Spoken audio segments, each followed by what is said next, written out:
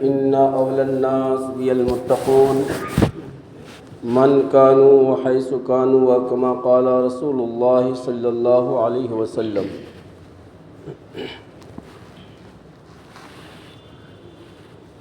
محترم بزرگوں اور بھائیوں، اللہ تبارک و تعالیٰ کا بے حد احسان کہ اللہ رب العزت ہم سب کو جمعہ سے قبل دین کی باتیں سننے سنانے کا موقع دیا۔ بزرگوں اور بھائیوں، ایک حدیث مبارکہ کا ٹکڑا میں نے آپ کے سامنے میں پیش کیا۔ یہ حدیث بہت لمبی ہے، میں نے ایک ٹکڑا پیش کیا۔ اس حدیث مبارکہ میں اللہ کے رسول صلی اللہ علیہ وسلم نے ایک بہت ہی اہم اور قیمتی نصیحت فرمائی، اور یہ نصیحت دراصل حضرت معاذ رضی اللہ تعالیٰ عنہ ایک صحابی رسول ہے،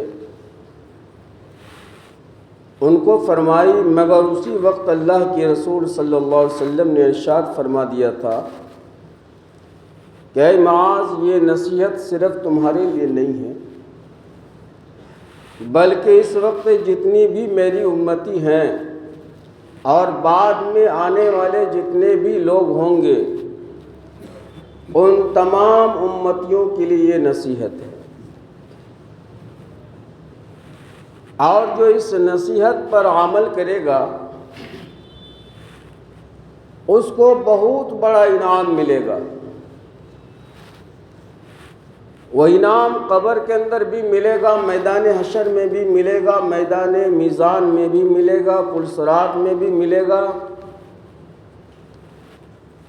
شرط ہے کہ جو بھی انسان بندہ مومن اس نصیحت پر عمل کر لے گا۔ وہ نصیحت کیا ہے اور اس پر ملنے والے انعام کیا ہے، میں بعد میں بتاؤں گا۔ دراصل ایک مرتبہ حضور صلی اللہ علیہ وسلم کی مجلس لگی ہوئی تھی،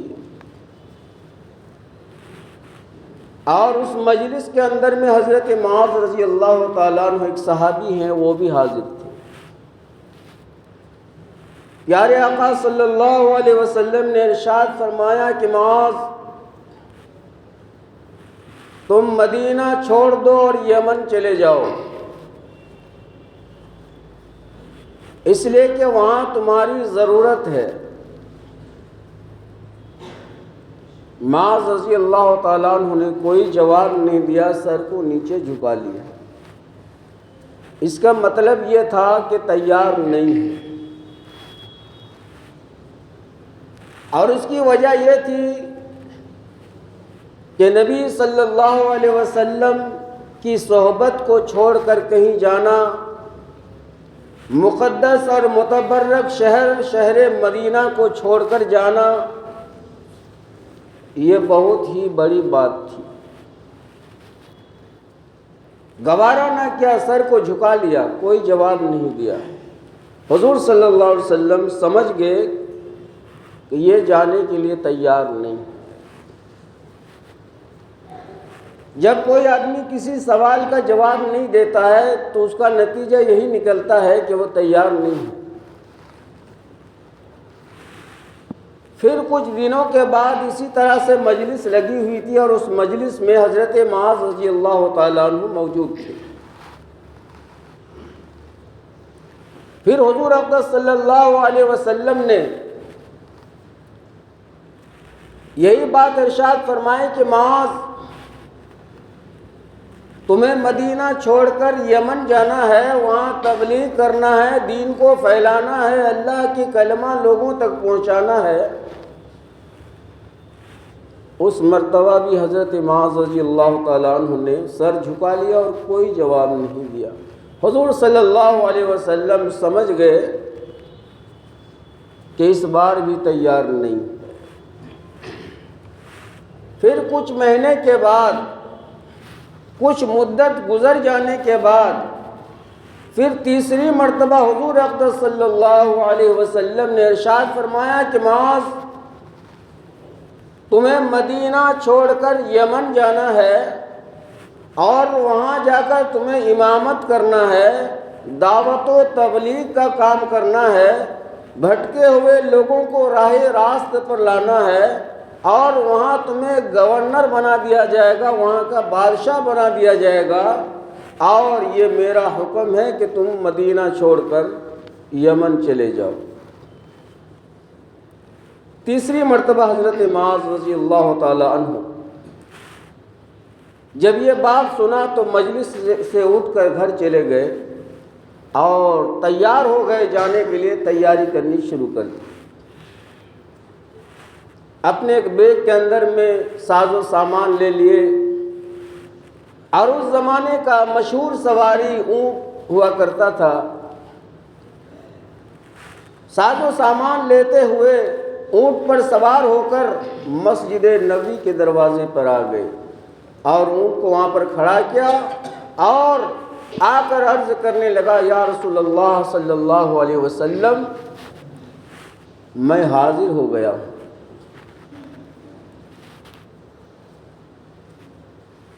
حضور صلی اللہ علیہ وسلم دریافت کرنے لگے کہ معاذ، پہلی مرتبہ جب میں نے کہا کہ تمہیں مدینہ چھوڑ کر یمن جانا ہے، تم نے کوئی جواب نہیں دیا، تیار نہیں ہوئے۔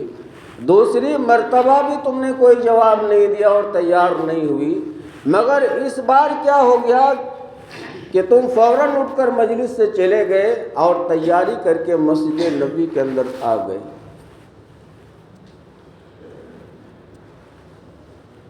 حضرت معاذ رضی اللہ تعالیٰ عنہ نے فرمایا، یا رسول اللہ صلی اللہ علیہ وسلم، اس مرتبہ آپ نے ارشاد فرمایا کہ میرا حکم ہے، اور آپ کے حکم عدولی کرنا، حکم کو ٹھکرانا، سوائے جہنم میں جانے کا اور کوئی جگہ نہیں ملے گی مجھے۔ اس لیے میں آپ کے حکم کی تعمیل کرتے ہوئے تیار ہو گیا اور میں یمن جانے کے لیے، مدینہ چھوڑ کر یمن جانے کے لیے تیار ہو گیا۔ یا رسول اللہ صلی اللہ علیہ وسلم، میں آپ سے بہت محبت کرتا ہوں، آپ نے جب فرما دیا کہ میرا آرڈر ہے، میرا حکم ہے، تمہیں جانا ہے، تو پھر آپ کی بات کو ہم کیسے ٹھکرا سکتے ہیں؟ آقا صلی اللہ علیہ وسلم نے ارشاد فرمایا کہ معاذ، میں بھی تم سے محبت کرتا ہوں۔ ایسی بات نہیں ہے کہ میں تم سے محبت نہیں کرتا ہوں، اگر تم مجھ سے محبت کرتے ہو تو تمہاری محبت بھی ہمارے دل کے اندر، مگر کیا کروں، اللہ کی طرف سے یہ حکم ملا ہے کہ معاذ کو یمن بھیجو۔ حضرت معاذ رضی اللہ تعالیٰ عنہ خوش ہو گئے کہ یا رسول اللہ صلی اللہ علیہ وسلم، اللہ تعالیٰ نے میرا نام لے کر کہا ہے؟ کہا کہ ہاں، اس لیے کہ میرے سینے کے اندر جو علم آتا ہے خدا کی طرف سے، وہ سیدھا تمہارے سینے پر منتقل ہو جاتا ہے۔ تم پڑھے لکھے ہو، علم میں بہت ماہر ہو، اور وہاں پر اس وقت جو ہے دین کی رہنمائی اور رہبری کرنے والا کوئی عالم دین نہیں، اس لیے تمہیں یمن جانا بہت ضروری ہے، تاکہ غلط لوگوں کو تم صحیح راستے پر لاؤ، دین سے آشنا کراؤ، دین کے اشاعت اور تبلیغ وہاں پر جا کر یمن کے اندر تم کرو۔ تیار ہو گئے، پیارے آقا صلی اللہ علیہ وسلم ان کو رخصت کرنے کے لیے ساتھ میں تشریف لے جاتے ہیں، مسجد نبوی سے نکلتے ہیں اور معاذ رضی اللہ تعالیٰ عنہ سے فرماتے ہیں کہ معاذ، اونٹ کے اوپر بیٹھ جاؤ، میں تمہارے ساتھ تمہیں رخصت کرنے کے لیے چلتا ہوں مدینے کے باہر۔ معاذ رضی اللہ تعالیٰ عنہ کہتے ہیں، یا رسول اللہ صلی اللہ علیہ وسلم، یہ کیسے ہو سکتا ہے کہ آپ کی موجودگی میں میں اونٹ کے اوپر سوار ہو جاؤں اور آپ میرا لگام، میرے اونٹ کی رسی کو ہاتھ میں پکڑ کر چلیں؟ یہ تو بہت غیرت کی بات ہے اور یہ ہو نہیں سکتا، لوگ کیا کہیں گے، اور یہ خلاف ادب بھی ہے۔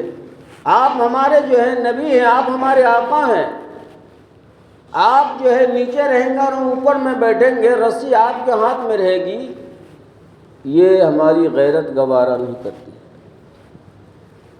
حضور صلی اللہ علیہ وسلم نے فرمایا کہ معاذ، یہ میرا حکم ہے کہ تم اونٹ پر سوار ہو جاؤ اور میں تمہیں مدینے کے باہر چھوڑنے کے لیے میں جاؤں گا، رسی، اونٹ کی رسی میرے ہاتھ میں رہے گی۔ اب نبی کا حکم تھے، انکار تو نہیں کر سکتے تھے۔ مدینے کے باہر چلے گئے، جہاں پر مدینے کا ایریا جو ہے باؤنڈری ختم ہو جاتی ہے، وہاں تک حضور صلی اللہ علیہ وسلم حضرت معاذ رضی اللہ تعالیٰ عنہ کو یمن کی روانگی کے لیے جو ہے ساتھ چلتے ہیں۔ وہاں پر جو ہے حضرت معاذ رکتے ہیں، سواری سے نیچے اترتے ہیں، سلام مصافحہ ہوتا ہے، معانقہ کرتے ہیں اور کہتے ہیں یا رسول اللہ صلی اللہ علیہ وسلم کچھ نصیحت فرما دیجئے کہ وہاں جا کر کیا کرنا ہے اور کیسے کام کرنا ہے۔ تو اس وقت اللہ کے رسول صلی اللہ علیہ وسلم نے یہ نصیحت جو میں ابھی بتلانے جا رہا ہوں اس وقت نصیحت کی۔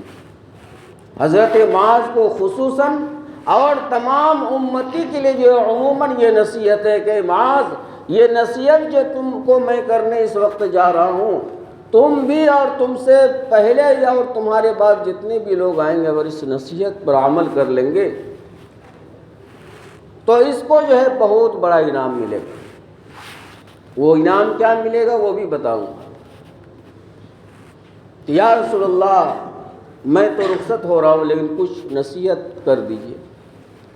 حضور صلی اللہ علیہ وسلم نے فرمایا کہ دیکھو تمہیں 1 سال بعد تم آؤ گے، لیکن معاذ میں زندہ نہیں رہوں گا، ہماری تمہاری ملاقات نہیں ہوگی، یہ آخری ملاقات ہے۔ حضرت معاذ رضی اللہ تعالیٰ عنہ نے بہت آنسو بہایا۔ ظاہر سی بات ہے، نبی سے فرقت ہو رہی ہے، نبی کی زیارت اب نہیں ہو پائے گی، مدینہ جیسے مقدس شہر کو چھوڑ کر جا رہے ہیں، نبی کی زیارت سے جن کا بھوک و پیاس مٹ جاتی تھی اس نبی سے حضرت معاذ جدا ہو رہے ہیں۔ حضور صلی اللہ علیہ وسلم نے ارشاد فرمایا کہ معاذ، تم 1 سال بعد جب آؤ گے مدینہ تو مسجد نبوی میں آ کر 2 رکعت نماز ادا کر کے مجھ کو یاد کر لینا اور میرے روضے پر آ کر صلاۃ و سلام پیش کر دینا۔ حضرت معاذ کو یہ نصیحت فرمائی، لیکن جب حضرت معاذ نے سنا کہ یہ آخری ملاقات ہے، اس کے بعد 1 سال کے بعد میں جب یمن سے واپس آؤں گا تو ملاقات تو ہوگی نہیں، نبی کی زیارت نہیں ہوگی، تو فرمانے لگے یا رسول اللہ صلی اللہ علیہ وسلم کچھ نصیحت بھی فرمائیں، کچھ وصیت بھی فرما دیں۔ زندہ لوگ جو بات کہتے ہیں اسے نصیحت کہتے ہیں، اور مرنے والے جو آخری بات کہہ کر جاتے ہیں اسے نصیحت، اسے وصیت کہتے ہیں۔ تو اب وہ سمجھ گئے کہ حضور سے اب ملاقات تو ہو گئی نہیں، جب تک میں آؤں گا حضور انتقال فرما جائیں گے، دنیا سے پردہ فرما جائیں گے۔ تو اب کہنے لگے حضرت معاذ رضی اللہ تعالیٰ عنہ یا رسول اللہ صلی اللہ علیہ وسلم کچھ وصیت فرما دی۔ اس وقت یہ نصیحت اور وصیت حضور صلی اللہ علیہ وسلم نے ارشاد فرمائی تھی کہ ان اول الناس بالمتقون من کانوا حیث کانوا، کہ اے معاذ، لوگوں میں بہتر لوگ وہ ہے کہ جو تقوی اختیار کرے، جو تقوی اختیار کرے وہ لوگوں میں سب سے بہترین آدمی ہے، اور یمن جانے کے بعد تم جو ہے تقوی اختیار کرنا۔ اور فرمایا کہ یہ نصیحت صرف تمہارے لیے نہیں ہے، اس وقت روئے زمین پر جتنی بھی میری امتی ہے ان تمام امتی کے لیے ہے کہ جو بھی اس نصیحت پر عمل کرے گا اور بعد میں جتنے بھی لوگ آئیں گے اس نصیحت پر عمل کریں گے تو اس کو بہت بڑا انعام ملے گا۔ وہ انعام کیا ہے؟ وہ انعام یہ ہے کہ میری امتی میں سے کوئی بھی امتی جب تقوی اختیار کرے گا تو محمد جو ہے قبر میں اس کے ساتھ میں ہوگا۔ حضور صلی اللہ علیہ وسلم کی معیت قبر کے اندر ہو جانا میرے محترم بزرگ اور دوستو یہ بہت بڑا انعام ہے، بہت خوش نصیبی کی بات ہے۔ مصیبت زدہ انسان کہیں پر پھنس گیا ہے، اس کا کوئی یار و مددگار نہیں ہے، وہاں پر اگر کوئی مدد کرنے پر آ جاتا ہے تو کتنی اسے خوشی معلوم ہوتی ہے کہ میرے گاؤں کے فلاں شخص سے مجھے بچانے کے لیے آ گئے۔ قبر جو ایک اندھیرا گھر ہے، وہاں کوئی کسی کا کام نہیں آئے گا، اکیلا پڑا رہے۔ اس قبر کے اندر حضور صلی اللہ علیہ وسلم فرماتے ہیں کہ ہماری جو ہے معیت تمہیں نصیب ہوگی، یعنی میں قبر کے اندر تمہارے ساتھ میں رہوں گا۔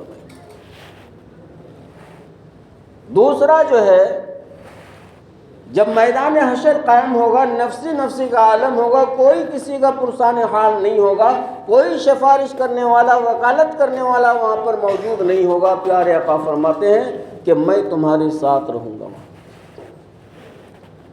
میدان میزان میں جہاں پر حساب و کتاب، نیکی اور بدی تولا جائے گا، وزن کیا جائے گا، وہاں پر بھی میں تمہارے ساتھ کھڑا رہوں گا، یہاں تک کہ پل صراط میں ہاتھ پکڑ کر پار کر دوں گا، اور تمہاری جو آخری منزل ہوگی جنت، میں ہاتھ پکڑ کر جنت کے اندر پہنچا دوں گا۔ جو اس نصیحت پر عمل کرے گا، وہ نصیحت کیا ہے؟ یاد رکھیں، ان اول الناس بالمتقون، کہ جس نے تقوی اختیار کیا ہے۔ بہت چھوٹی سی بات ہے، چھوٹا سا عمل ہے، مگر بزرگ اور دوستو کام ہے بہت مشکل۔ کرنے والے کے لیے کوئی مشکل نہیں، نہ کرنے والے کے لیے پہاڑ ہے، الفاظ بہت چھوٹے ہیں۔ تقوی، حضرت ابو ہریرہ رضی اللہ تعالیٰ عنہ سے پوچھا گیا کہ ابو ہریرہ تقوی کی حقیقت کیا ہے؟ تقوی کسے کہتے ہیں؟ انہوں نے کہا کہ کانٹوں بھرا جنگل سے تمہارا کبھی گزر ہوا؟ کہا کہ ہاں، بہت مرتبہ ہوا ہے۔ تو اس جنگل کے اندر تم کیسے چلتے ہو؟ کانٹوں سے بچتے بچاتے اپنے پیر کو، اپنے جسم کو، اپنے کپڑے کو جھاڑی سے، کانٹوں سے بچا کر کس طرح چلتے ہو؟ پیر میں کانٹا نہ چبھ جائے۔ ہم لوگ قبرستان کے اندر داخل ہوتے ہیں بغیر چپل کے، تو کس طرح چلتے ہیں؟ پیر کو جما کر، بیٹھا کر، بے فکر ہو کر نہیں چل پاتے ہیں۔ پتہ نہیں کہاں پر کانٹا ہے، مٹی کا ڈھیلا ہے، کہاں پر کھوچ کھانچ ہے، کہاں پر درخت کا نوکیلا جو ہے کانٹا چبھ جائے۔ تو بہت بچتے بچائے اور راستے کی طرف نگاہ کو جمائے جو ہے چلتے ہیں ہم لوگ، پیر غلط جگہ میں نہ پڑ جائے۔ تو حضرت ابو ہریرہ نے فرمایا کہ جس طرح جھاڑی دار، کانٹے دار جنگل سے تمہارا گزر ہوتا ہے اور تم بڑی احتیاط کے ساتھ چلتے ہو کہ کہیں پر جھاڑیوں میں ہمارے کپڑا نہ پھنس جائے، پیر میں کانٹا نہ چبھ جائے، تو اسی طرح سے جو ہے تقوی کی حالت ہے، تقوی کی حقیقت ہے۔ اب تقوی کہتے کسے ہیں؟ اللہ اور اللہ کے رسول کے حکموں کو ماننا، اور جن چیزوں سے اللہ اور اللہ کے رسول نے منع کیا ان چیزوں کو چھوڑ دینا، اس سے رک جانا، اسے تقوی کہتے ہیں۔ حرام سے بچ جانا، حلال کو اختیار کرنے کا نام تقوی ہے۔ بہت چھوٹا سا ہے، لیکن شیطان دنیا کو مزین کر کے ہمارے نگاہوں کے سامنے میں، نظروں کے سامنے میں رکھ دیتا ہے، اور اس کے جال میں پھنس کر ہم جو آخرت کو تباہ اور برباد کر دیتے ہیں۔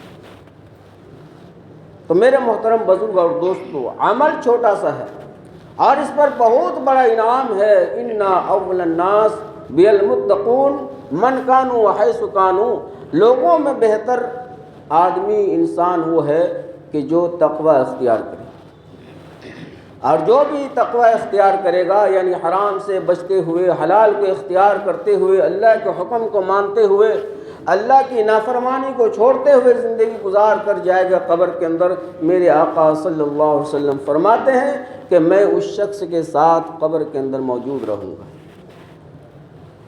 تو میرے محترم بزرگوں اور بھائیوں، کہنے کا مقصد یہ ہے کہ ہم رب چاہی والی زندگی گزارنے والے بنیں، منمانی والی زندگی کو ہم چھوڑ دیں۔ اللہ تبارک و تعالیٰ نے جن جن چیزوں کو کرنے کا حکم کیا ہے ان چیزوں کو کرے، اور جن چیزوں سے منع کیا ہے ان چیزوں کو ہم چھوڑ دیں، اسی کا نام ہے تقوی۔ بعض لوگ یہ سمجھتے ہوں گے کہ متقی بننا، پرہیزگار بننا بہت بڑا کام ہے، بہت اونچا کام ہے، اس کے لیے دنیا داری چھوڑنا پڑے گا، اس کے لیے ہمیں جو ہے روزی روٹی کمانا بھی چھوڑنا پڑے گا۔ ایسی بات نہیں، اسلام اس کا نام نہیں ہے، بلکہ اسلام کے ساتھ جس کام کو ہم جوڑ دیں گے وہ ہمارا عبادت کا مقام رکھتا ہے۔ اگر اسلام کے دائرے میں رہ کر ہم روزی روٹی کمائیں گے تو وہ بھی عبادت کا درجہ رکھتا ہے۔ ہمارا کھانا، ہمارا پینا، ہمارا سونا، ہمارا جاگنا، ہمارا ضرورت حاجت پوری کرنا، یہ تمام جو ہے عبادت بن جائے گا۔ شرط ہے کہ اس تار کا کنیکشن اسلام کے ساتھ جوڑ دیں۔ تو میرے محترم بزرگ اور دوستو، اگر ہم اپنے دینی اور دنیاوی اعمال کو عبادت بنانا چاہتے ہیں تو اس کا کنیکشن ہم شریعت مطہرہ کے ساتھ کرتے ہیں۔ کھانا انسان کی ایک ضرورت ہے، مگر اگر کھانے سے پہلے ہم نے دعا پڑھ لی جو شریعت مطہرہ کا حکم ہے، بسم اللہ وعلی برکت اللہ، تو یہ عبادت بن جاتا ہے، اس پر ثواب ملتا ہے، شیطان سے حفاظت ہو جاتی ہے، شیطان اس کھانے میں ہاتھ نہیں لگا سکتا ہے، شیطان شریک نہیں ہو سکتا ہے۔ لیکن اگر ہم نے ٹی وی دیکھتے ہوئے، فلم دیکھتے ہوئے، موبائل دیکھتے ہوئے، گانا گاتے ہوئے، بات چیت کرتے ہوئے کھانا شروع کیا تو شیطان کی شرکت اس میں آسان ہو جاتی ہے، اور وہ بھی آپ کے ساتھ میں جو ہے کھانا کھاتا ہے۔ کھانا کھانے کے بعد اگر ہم نے اللہ کا شکریہ ادا کر لیا تو اس کھانے کا کوئی حساب نہیں ہوگا۔ الحمدللہ الذی اطعمنا وسقانا وجعلنا من المسلمین، اس دعا کو اگر ہم نے پڑھ لیا تو اس کھانے کا حساب نہیں ہوگا۔ تو جو بھی ضروریات زندگی ہے اس کو ہم اسلام کے ساتھ جوڑ دیں گے، اگر شریعت کے ساتھ جوڑ دیں گے تو باعث ثواب بن جاتا ہے، اور اسی کا نام جو ہے تقویٰ ہے۔ باقی ایسی بات نہیں کہ تقویٰ اختیار کرنے کے لیے جو ہے